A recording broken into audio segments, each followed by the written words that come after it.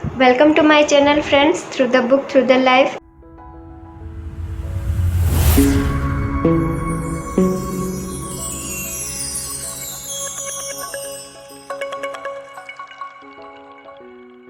इस चैनल में हम बहुत सारे बुक्स के हर चैप्टर को डिस्कस करते हैं ताकि हम उन चैप्टर्स के थ्रू जा सकें और उसकी नॉलेज को अपनी डे टू डे लाइफ में यूज़ कर सकें।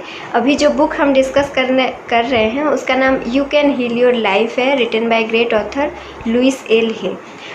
अभी जो चैप्टर हम डिस्कस कर रहे हैं फ्रेंड्स वो हमारा शरीर है, चैप्टर 14। तो इसका एक पहला पार्ट है जो कि जिसका लिंक हमने डिस्क्रिप्शन बॉक्स में दिए हुए हैं, तो उस लिंक के थ्रू जाइए। और आज हम उसका सेकंड पार्ट डिस्कशन करेंगे जो कि है हमारे सेक्स ऑर्गन एंड हमारे सेक्सुअलिटी के बारे में।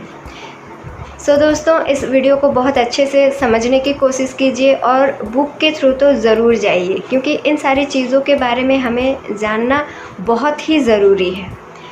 तो देखिए दोस्तों, अगर हम बात करें हमारे सेक्स ऑर्गन्स की, क्या हम लोग एक ऐसे समाज में रह रहे हैं, हम सब इंक्लूडेड मी ऑल्सो, कि हम लोग कभी भी अपने सेक्स ऑर्गन्स के नाम कभी भी नहीं लेते, है ना। योनि, लिंग, गुदा, इन सारे नाम भी हम नहीं लेते, लेकिन हाथ, पैर, पेट, सिर, इनका नाम तो हम लेते हैं ना।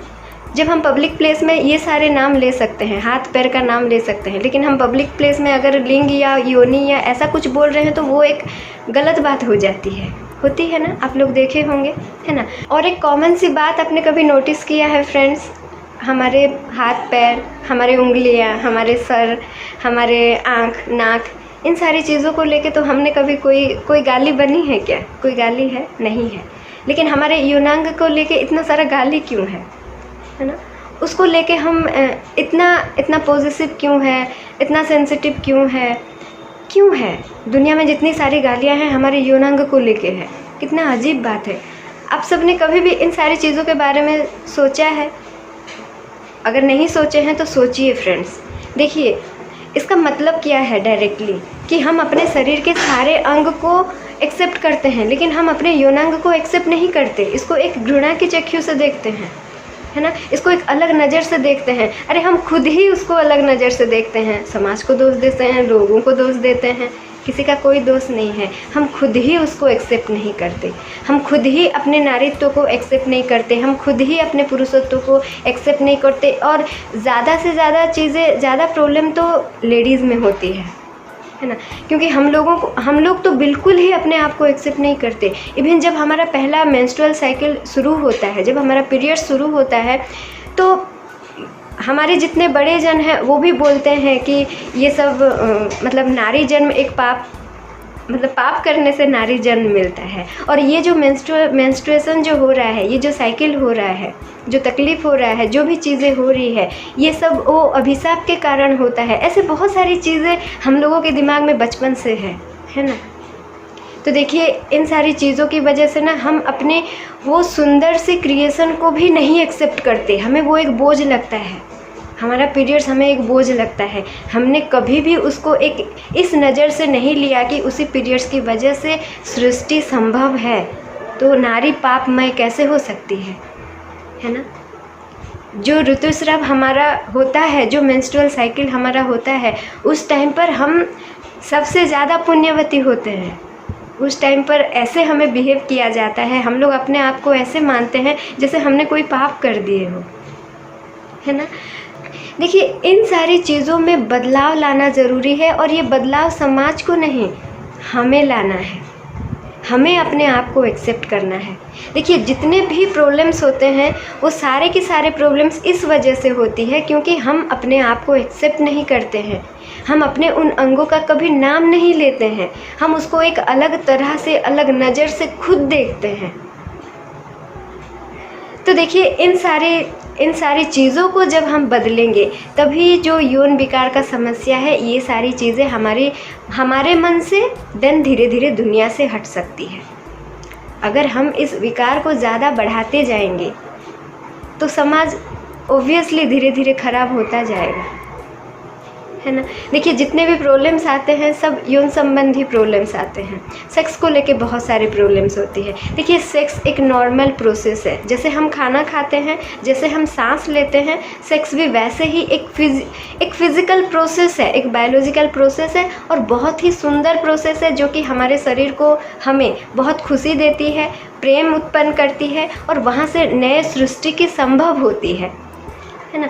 लेकिन इसको हम ना सिंपली नहीं लेते हैं, इसको हम पता नहीं क्या क्या सोचते रहते हैं, पता नहीं ये हमारे दिमाग में क्या क्या चलता है सेक्स को लेके। तो ये देखिए सेक्स जब तक हमारे खुशी में शामिल है तब तक तो ये बेहतरीन है, लेकिन ये चीज़ जब हमारे ईगो बन जाती है तो ये बहुत सारे प्रॉब्लम्स क्रिएट करती है, बहुत सारे रिलेशन को ख़राब कर देती है ना।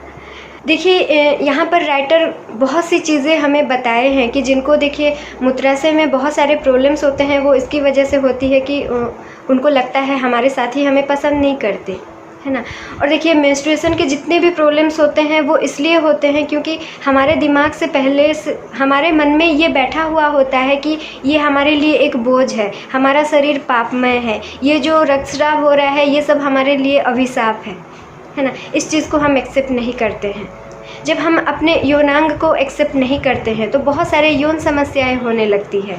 और देखिए ये सारी चीज़ें स्त्रियों में बहुत ज़्यादा होती है क्योंकि वो अपने भावनाओं को नहीं विकास कर पाते हैं, किसी के सामने नहीं बोल पाते हैं और अंदर ही अंदर वो सोच के उसको दिमागी दौर से खुद को बीमार बना लेते हैं, जो कि अब उनके शरीर में रिफ्लेक्ट करता है। देखिए इन सारी चीज़ों के बारे में हमें जानना, समझना और अच्छे तरीके से समझना बहुत ज़्यादा ज़रूरी है। इसका मतलब ये नहीं बोला जा रहा है कि आप कहीं भी मतलब नंगे घूमते फिरो या फिर कहीं भी सेक्स करते फिरो, ऐसा नहीं बोला जा रहा है। लेकिन हमारे सेक्सुअलिटी को लेके, हमारे सेक्स ऑर्गन को लेके, सेक्स को लेके जितने भी मिसकंसेप्शन है उनके ऊपर हमें थोड़ा सा काम करना पड़ेगा, उन चीज़ों को हमें अपने मन से निकालना पड़ेगा। और इसके ऊपर जब हम सब मिल के काम करेंगे तभी हमारे अंदर से यौन समस्याएं गायब हो जाएंगे।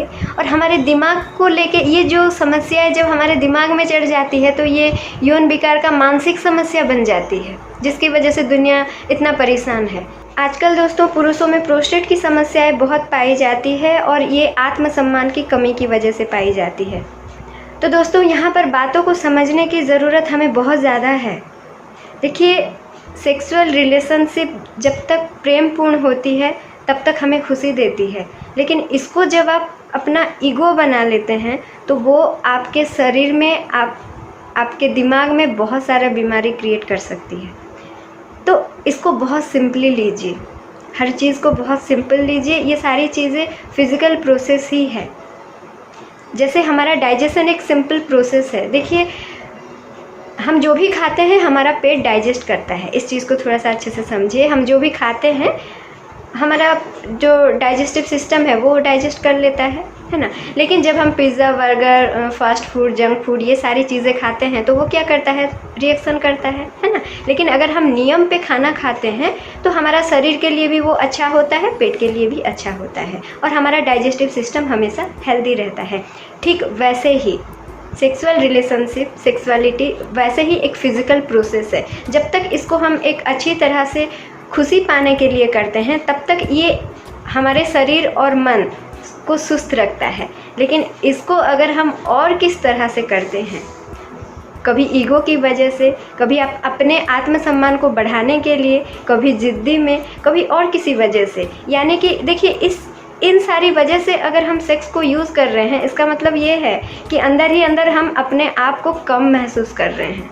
और जो भी विकार हो रहे हैं, जो भी प्रॉब्लम्स हो रहे हैं वो इसकी वजह से हो रही है कि हम अपने आप को कम महसूस कर रहे हैं, या फिर हो सकता है आपकी कोई साथी आपको ऐसे महसूस करवा रहे हैं। तो देखिए दोस्तों ये जो टाइम है ये किसी को दोष देने की नहीं है, ये हमें खुद को सुधारने की है। हमारे समाज में होमोसेक्सुअल पर्सन भी है और उनके पास देखिए ये सारे समस्या तो होते ही हैं, खुद को तो एक्सेप्ट नहीं करते ही हैं और उनके ऊपर और एक बोझ उनके ऊपर होता है। उनको लगता है कि ये चीज़ एक पता नहीं मेरे साथ क्यों हो रहा है, ये क्या है ना, क्योंकि जैसे नॉर्मल होता है वो नहीं होता है। लेकिन देखिए होमोसेक्सुअलिटी भी एक नॉर्मल ही है, ये भी एक नेचुरल है ना। तो उनको लगता है कि हमें कोई नहीं एक्सेप्ट कर रहा है ना। लेकिन देखिए, वो सबसे पहली बात तो ये है कि वो खुद को एक्सेप्ट नहीं करते हैं। समाज तो बात की बात है, हर चीज़ हमारे ऊपर डिपेंड करता है। और देखिए, ऐसे कई सारी चीज़ें, कई सारे समस्याएं और कई सारे समाधान, कई सारे भावनाओं के बारे में इस चैप्टर में डिस्कस किया गया है। आप इन चैप्टर्स के थ्रू ज़रूर जाइए और देखिए, किसी को दोष मत दीजिए, समाज को दोष मत दीजिए, अपने साथी को दोष मत दीजिए। कभी किसने क्या बोला था उसकी वजह से मुझे अभी ये सब झेलना पड़ रहा है, ये सारी चीज़ों को सोचना अभी हमारा काम नहीं है। अभी हमारा काम ये है कि हमें ऑलरेडी प्रॉब्लम पता चल चुकी है कि अगर हमारे शरीर में कुछ भी प्रॉब्लम हो रहा है, कोई भी अंग में अगर कुछ भी प्रॉब्लम हो रहा है, इसका मतलब ये है कि वो अंग हमें बोल रहा है कि उससे हमें ज़्यादा प्रेम करने की ज़रूरत है, उससे प्रेम से एक्सेप्ट करने की ज़रूरत है। उसकी ये सूचना को समझिए और अपने साथ प्रेमपूर्ण भाव से बर्ताव कीजिए और अपने आप को बहुत से प्यार दीजिए और अपने शरीर को प्यार दीजिए, खुद को प्यार दीजिए। देखिएगा, हर कोई आपसे प्यार करेगा, जो कि ऑब्वियसली हम सब चाहते हैं और हम सब डिज़र्व करते हैं। सो दोस्तों, नेक्स्ट जो थोड़ा सा पार्ट है, हम अपने पार्ट 3 में डिस्कस करेंगे, तो हमारे साथ बिल्कुल बने रहिए। और इन सारे चैप्टर्स को देखिए, बुक के थ्रू ज़रूर जाइए। बहुत सारी चीज़ें बुक में हैं, हम सारी चीज़ें नहीं बता पा रहे हैं, बहुत सारी चीज़ें इसके अंदर हैं। और जितना हो सके उतना ज़्यादा शेयर कीजिए ताकि हम सब मिलके एक स्वस्थ, एक सफल दुनिया बना सकें, जो कि हम सब डिज़र्व करते हैं। Thank you so much for listening friends. Thank you, bye bye.